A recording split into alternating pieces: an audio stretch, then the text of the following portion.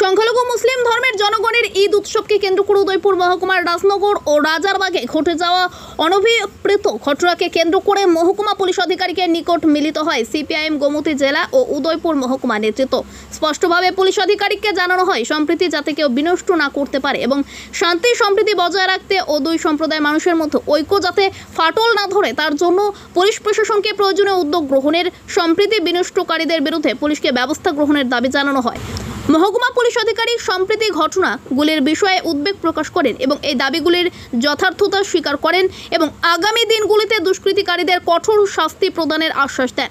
প্রতিনিধি দলে ছিলেন সিপিআইএম গোমতী জেলা সম্পাদক পরিমল দেবনাথ, জেলা নেতৃত্ব নিতাই বিশ্বাস, শ্যামাপ্রসাদ গোস্বামী, উদয়পুর মহকুমা নেতৃত্ব শুভ চক্রবর্তী। এখন আগে ভারতের কমিউনিস্ট পার্টি মার্ক্সবাদী গোমতী জেলা কমিটির পক্ষ থেকে আমরা গতকালকে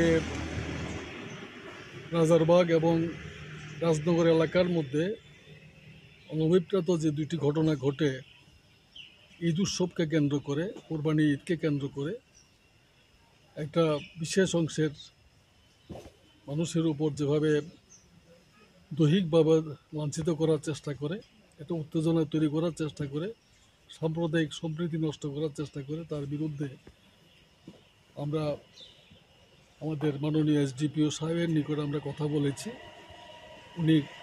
আমাদের বক্তব্য হচ্ছে কোনো অবস্থায় দুই সম্প্রদায়ের মানুষের মধ্যে যাতে ঐক্য তৈরি না হয়, শান্তি সম্প্রীতি ঐক্য যাতে আমরা বজায় রাখতে পারি, তার জন্য আমরা বিষয়টা মাননীয় এসডিপিওর নিকট আমরা উপস্থিত করেছি।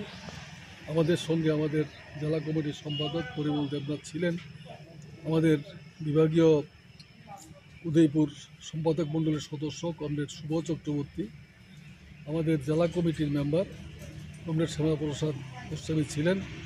আমরা বিষয়টা এসডিপিওর সঙ্গে আলোচনা করে ওনার দৃষ্টি আকর্ষণ করেছি। উনি বলেছেন, কথা দিয়েছেন যে সাম্প্রদায়িক সম্প্রীতি যাতে নষ্ট না হয়, উনি সর্বোচ্চ সব দিক থেকে উনি চেষ্টা করবেন, সাহায্য করবেন, সহযোগিতা করবেন।